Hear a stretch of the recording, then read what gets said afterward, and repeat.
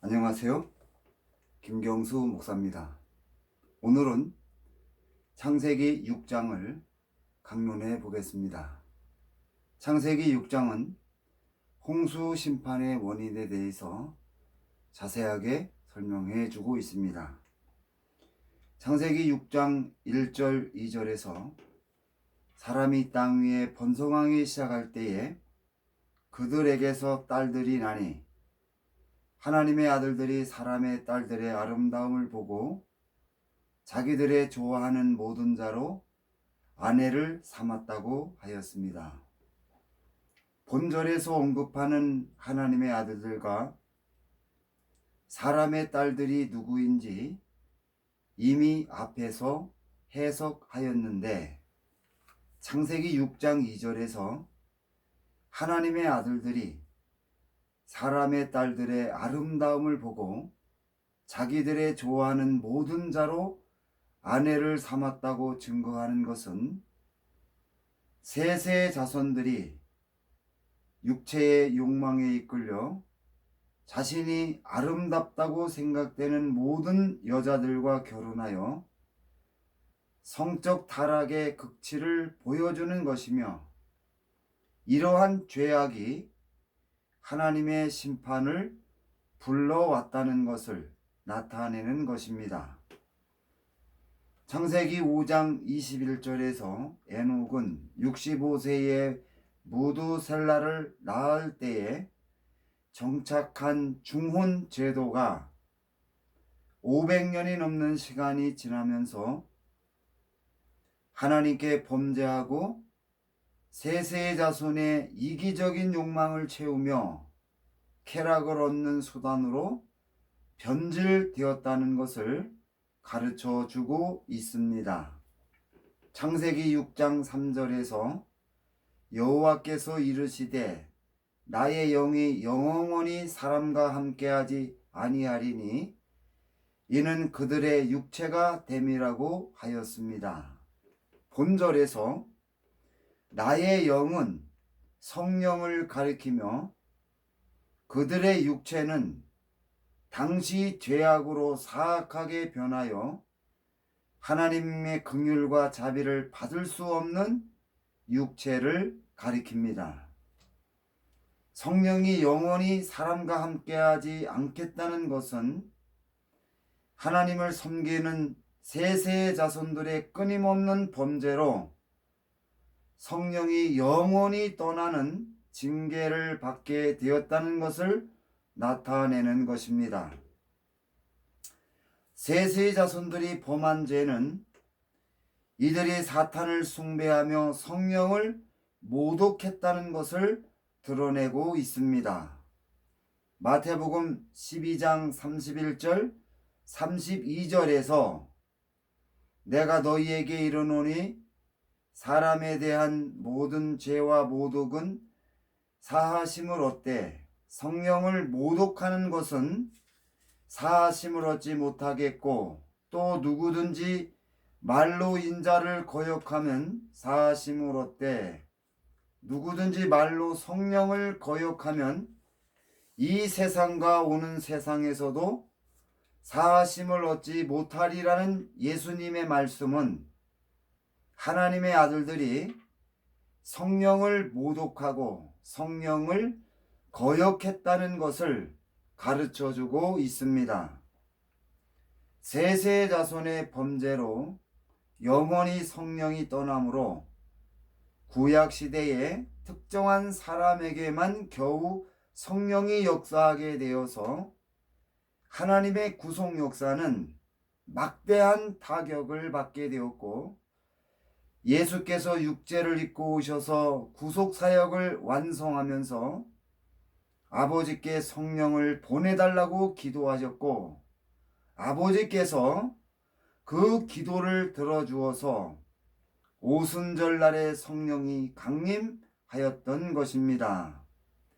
그 결과 우리가 오늘 성령의 충만을 받고 성령의 인도하심을 받으며 살아갈 수 있게 된 것입니다. 이렇게 셋의 자손이 범했던 극심한 성적 타락과 성령을 모독하는 죄악이 120년 후에 하나님의 심판을 불러왔다고 하는 것을 성경이 증거하고 있습니다.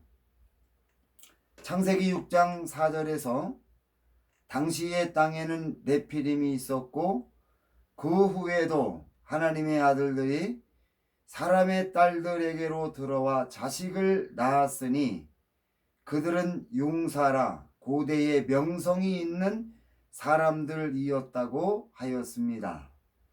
본절에서 명성이 있는 사람들은 당시 악명을 떨쳤던 사람들을 가리킵니다. 창세기 4장에서 가인 자손 라멕과 그 무리들이 하나님의 징계를 풀고 셋과 셋의 자손과 전쟁에서 이기기 위하여 네피림이 되었는데 본절에서도 네피림이 있었다고 언급하는 것은 원수를 갚거나 영웅이 되거나 육체의 정욕을 충족하기 위하여 육식을 함으로 의도적으로 네피림이 되었다는 것을 증거하는 것입니다. 그리고 그 후에도 하나님의 아들들이 사람의 딸들에게로 들어와 자녀를 낳았다는 것은 셋의 자손들의 성적인 타락과 사탄을 숭배하며 성령을 모독하여 120년 후에 하나님의 심판이 있다고 하는 선포가 있었음에도 셋의 자손들이 전혀 변하지 않고 회개하지 않고 계속해서 죄를 지었다는 것을 나타내는데, 이러한 모습은 악명을 떨치고 있었던 셋의 자손들이 하나님을 전혀 두려워하지 않았다는 것을 가르쳐 주는 것이며, 하나님의 심판이 선포될 때 세상에 크고 작은 갈등이 많았다는 것을 가르쳐 주는 것입니다. 이렇게 죄악이 가득 차고 부패한 세상을 향해 하나님이 심판을 선포하였습니다. 창세기 6장 5절 6절에서 여호와께서 사람의 죄악이 세상에 가득함과 그의 마음으로 생각하는 모든 계획이 항상 악할 뿐임을 보시고 땅 위에 사람 지으셨음을 한탄하사 마음에 근심하셨다고 하였는데, 이러한 성경의 증거는 하나님이 사람의 죄악을 보시고 인간의 언어를 통해 하나님의 마음을 나타낸 것입니다. 사람들의 죄악이 세상에 가득 차 있는 것과 그로 인해 사람의 생각과 계획이 항상 악해지는 것을 보시고 하나님이 지울 수 없는 극한의 아픔을 느끼셨다는 뜻입니다. 하나님이 하나님의 형상대로 창조한 사람을 보시고 또 그가 하나님을 대신하여 모든 우주 만물을 통치하는 것을 하나님께서 보시고 보시기에 심히 좋았다고 증거하였는데, 아담과 하와가 하나님을 반역하여 에덴 동산에서 쫓겨난 후에 아담의 자손의 영혼이 죽은 상태로 태어나 타락한 인간의 욕망을 따라 살면서 세상의 모든 셋의 자손들을 타락시켜 하나님의 심판을 받아 멸망시키므로 사탄 자신의 파멸을 막으려는 계획 속에서 사탄의 인도를 받아 살아가는 사람들의 상태와 처음 창조된 아담의 모습을 비교하면 매우 크게 변한 것을 알 수 있다는 것입니다.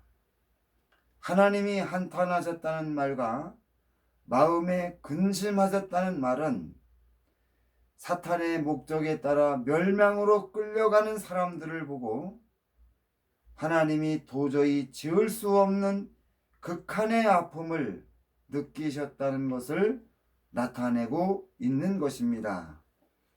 창세기 6장 7절에서 하나님이 나의 창조한 사람을 지면에서 쓸어버리되 사람으로부터 육축과 기는 것과 공중의 새까지 그러하리니 이는 내가 그것을 지었음을 한탄한다고 하였습니다. 본문에서 하나님의 심판 대상이 사람뿐 아니라 모든 동물까지 포함된 것은 사람들의 모든 죄악이 모든 동물들에게 심각한 영향을 주었기 때문이라는 것을 강조하고 있는 것입니다. 이 대목에서 우리는 사탄의 인내와 지혜가 어떠한지를 다시 한번 생각해 보아야만 합니다. 사탄은 잃어버렸던 통치권을 다시 찾은 후에 절대로 서두르지 않았습니다. 경거망동하지 않았습니다. 치밀한 계획을 세우고 하나님이 에녹을 데려가시고 500년이 넘는 시간 동안 하나님의 구속 역사를 이어가는 셋의 자손을 철저하고 완전하게 타락을 시켜 하나님의 심판을 받아 망하게 만드는데 최선의 노력을 다했다는 것입니다. 오늘을 살아가는 성도들은 사탄을 어리석고 하찮은 존재로 생각하는 그러한 또한 가볍게 무시하는 그러한 생각을 버려야만 합니다. 사탄을 예수의 이름으로 떠나는 귀신 정도로 생각하는 자세를 고쳐야 합니다. 매 순간 깨어서 경계하며 항상 사탄을 대적하고 사탄이 우리의 약점을 공격할 수 없도록 철저히 보완해야 하며 항상 하나님의 말씀 위에 서서 성령의 인도를 받아야 사탄을 이길 수 있다는 것을 우리는 분명하게 명심해야 할 것입니다. 하나님의 은혜를 입은 노아에 대해서 살펴보겠습니다. 창세기 6장 8절에서 세상의 죄악이 관영한 가운데 노아는 하나님께 은혜를 입었다고 언급하였습니다. 여기서 은혜는 하나님이 경건한 자를 지켜주시고 인도해 주시는 사랑을 의미합니다. 노아는 의인이고 당세의 완전한 자였습니다. 완전하다는 말은 모든 행위가 티가 없고 흠도 없이 완전하거나 죄가 전혀 없는 그러한 뜻이 아닙니다. 사람과 하나님이 보시기에 부끄럽지 않은 사람이 되기 위하여 성실히 노력하는 것을 가리킵니다. 노아는 부패하고 타락한 시대에 하나님의 법을 지키며 경건하게 살려고 노력하였던 사람이었습니다. 그 결과 노아가 하나님을 의지하여 세상에 관영한 죄와 싸우며 경건하게 살려고 최선을 다했기 때문에 하나님이 노아와 동행하며 지켜주셨던 것입니다. 창세기 6장 11절부터 13절까지에서 하나님이 노아에게 방주를 지으라 명하실 때에 사람들이 죄를 짓고 살아가는 모습을 증거한 것인데 본절에서 가득했다는 말은 더 이상 채울 자리가 없어서 밖으로 흘러넘칠 정도로 꽉 찬 것을 의미합니다. 이러한 모습은 창세기 6장 1절부터 4절까지에서 하나님의 심판이 선포된 후에 사람들이 회개하지 않고 오히려 더 크게 타락하고 범죄했으며 하나님의 심판을 전혀 두려워하지 않았다는 것을 우리에게 가르쳐주는 것입니다. 하나님의 심판이 선포되었음에도 회개하지 않고 오히려 더 큰 죄를 범하여 타락하자 하나님이 노아에게 세상 심판을 집행하겠다고 말씀하셨습니다. 창세기 6장 11절부터 13절까지 해서 당시 사람들이 범했던 죄악을 증거하는 단어를 살펴보면은 부패라는 단어가 3번, 포악함이라는 단어를 2번 사용하여 당시 상황을 설명했는데, 본문에서 부패는 하나님의 모든 뜻을 거스리는 극심한 부패와 타락을 의미하며, 포악함이라는 단어는 강도, 살인, 약탈, 강간 등과 같은 악으로 하나님이 세우신 질서를 파괴하는 것을 뜻하는데, 특히 폭력과 연관되어 있다는 것을 나타내고 있습니다. 그리고 창세기 6장 12절에서 행위라는 말은 습관적으로 굳어진 행동 양식을 가리킵니다. 이러한 성경의 증거는 당시 사람들이 범한 죄악이 일상적이고 습관화되어서 세상이 무법천지였다는 것을 나타내고 있습니다.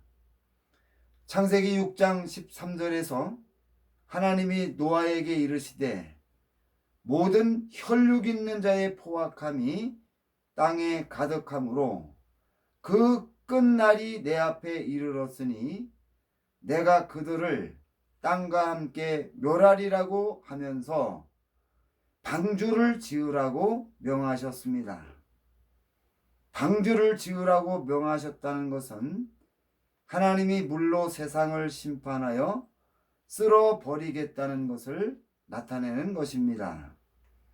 하나님이 노아에게 지으라 명한 방주의 규모는 길이가 300규빗, 너비가 50규빗, 높이가 30규빗이며 3층으로 되었고, 창문은 위에서부터 한 규빗에 내고 그 문은 옆으로 내라고 하였습니다. 방주의 재료는 고페로 나무로 하고 방주 안에 간들을 막고 물이 들어오지 않도록 역청을 그 안팎에 칠하게 하였습니다. 그리고 창세기 6장 13절에서 그들을 땅과 함께 멸하리라고 하였고, 창세기 6장 17절에서 생명의 기운이 있는 모든 육체를 천하에서 멸절하리니 땅에 있는 것들이 다 죽으리라고 하여 홍수 심판으로 육체를 가진 모든 생명체가 죽는다는 것을 강조하였습니다. 하나님이 땅 위의 모든 생명들을 홍수로 심판할 때 방주에 들어가 홍수 심판을 피한다고 하더라도 매우 두려운 일이었기 때문에 하나님이 방주 안에 들어가는 노아와 노아의 가족들과 하나님이 선택하여 방주로 들어보낸 모든 동물들을 안전하게 지켜주신다고 약속을 하여서 안심을 시켜 주었다는 것입니다. 이러한 모습은 심판 중에도 긍휼과 자비를 베풀어서 마음의 안정을 주시는 하나님의 세심한 손길을 느끼게 해주는 대목입니다. 하나님이 모든 생물의 암수 한 쌍씩 방주 안으로 이끌어 들인 것은 생명을 보존하여 홍수 심판이 끝난 후에 다시 생육하고 번성하게 하기 위함이었습니다. 그리고 창세기 6장 21절에서 먹을 양식을 4개로 가져다가 저축하라, 이것이 너와 그들의 먹을 것이 되리라는 것은 노아에게 홍수 심판이 끝날 때까지 방주 안에서 사람과 짐승들이 먹을 식량을 준비시켰다는 것을 나타내는 것입니다. 그렇다고 하면은 노아가 방주를 건축하는데 얼마의 시간이 걸렸을까요? 교회 안에서는 노아가 120년 동안 방주를 지었다고 가르쳐 왔고, 지금도 가르치고 있습니다. 그러나 성경을 자세히 살펴보면은 이 주장은 성경의 내용과 차이가 많은 지식이라는 것을 알 수 있습니다. 창세기 6장 18절에서 하나님이 노아에게 방주를 지으라고 명하실 때 너는 내 아들들과 내 아내와 내 자부들과 함께 방주를 짓고 그 속에 들어가라고 말씀하셨습니다.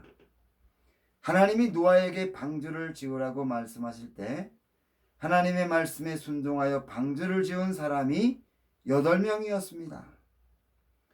창세기 5장 32절에서 노아가 500세 된 후에 셈과 함과 야벳을 낳았다고 하였고, 창세기 11장 10절에서 셈이 100세 곧 홍수 후 2년에 셋째 아들 아르박삿을 낳았다고 하였습니다.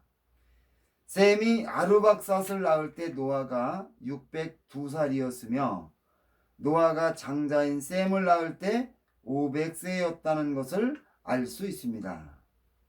그러나 함과 야벳은 노아가 몇 살 때 태어났는지, 형제간의 나이 차이가 몇 살인지, 이들이 몇 살에 결혼을 했는지 성경에서 밝히지 않았지만 노아가 120년 동안 방주를 건축했다는 주장은 잘못되었다는 것을 이 대목에서도 쉽게 알 수 있다는 것입니다.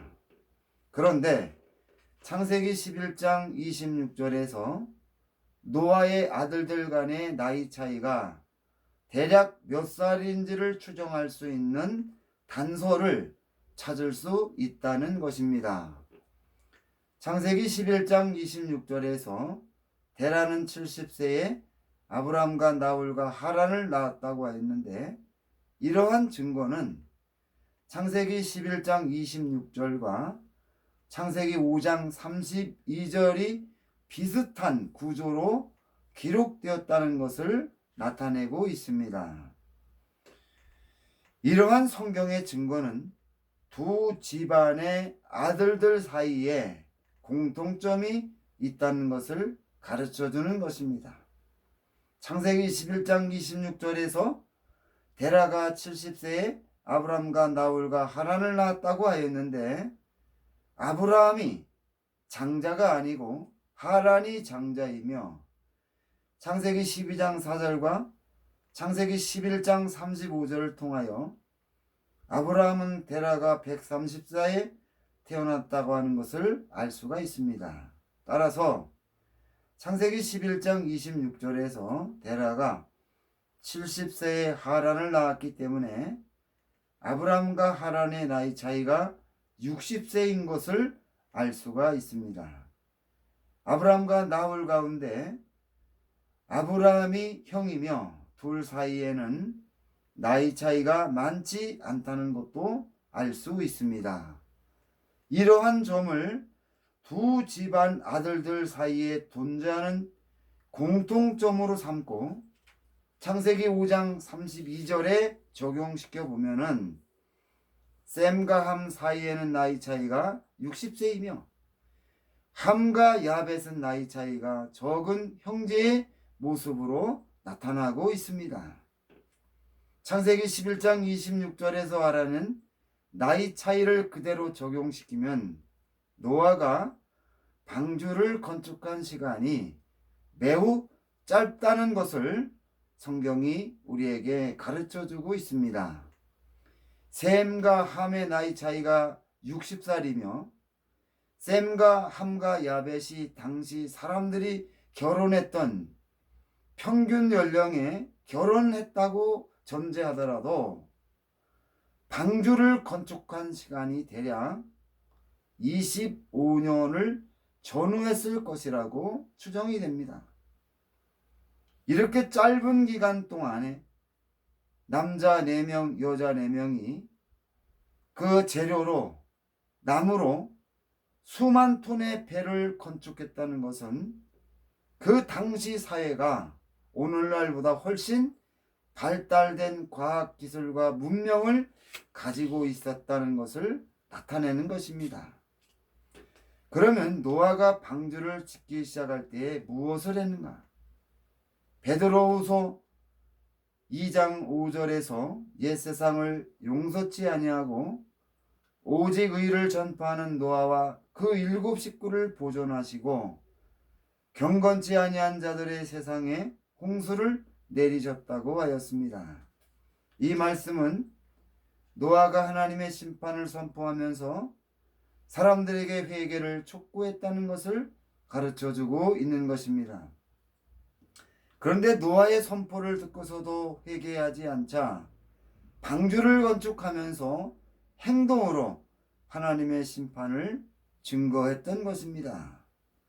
방주를 짓는데 노아의 가족 전체가 참여하였으며 셈과 함과 야벳이 결혼을 했음에도 자녀를 낳지 않고 방주를 짓는데 전념했다는 것은 노아의 아들들이 하나님의 심판이 끝난 후에 자식을 낳아 경건하게 키우려 했다는 것을 증거하는 것입니다. 라멕은 홍수 심판이 시작되기 5년 전에 죽었으며 노아가 600세 될 때에 무두셀라의 나이가 969세였기 때문에 무두셀라가 죽은 다음에 홍수 심판이 시작되었다는 것을 알 수 있습니다. 노아가 방주를 지을 때 아버지와 할아버지가 살아 있었습니다. 그러나 이들이 하나님의 심판을 믿고 방주를 짓는데 동참했다는 증거는 없습니다. 물론 이들의 나이가 많았기 때문에 참여하지 못했을 수도 있습니다. 그러나 근본적인 이유는 하나님의 심판을 믿지 않았기 때문에 방주를 짓는데 참여하지 않은 것입니다. 하나님의 말씀을 따라 방주를 건축할 때 하나님의 심판을 믿었던 노아의 가족들만 일했다는 것입니다. 이러한 성경의 증거는 홍수 심판은 노아의 가족들만 가졌던 한정된 믿음이었으며 노아와 그의 가족들의 믿음을 지키며 살았던 삶이 얼마나 외로웠는지를 성경이 우리에게 가르쳐주고 있습니다. 믿음을 지키며 살아가는 일은 절대로 쉬운 일이 아닙니다. 우리가 이 점을 생각하면서 정말로 우리의 믿음이 노아의 믿음과 같이 하나님의 말씀 위에 서서 오직 하나님의 말씀의 약속을 믿고 끊임없이 전진해 나가는 놀라운 하나님의 은혜가 있기를 주님의 이름으로 부탁을 드리면서 오늘 모든 강론을 마치겠습니다. 감사합니다.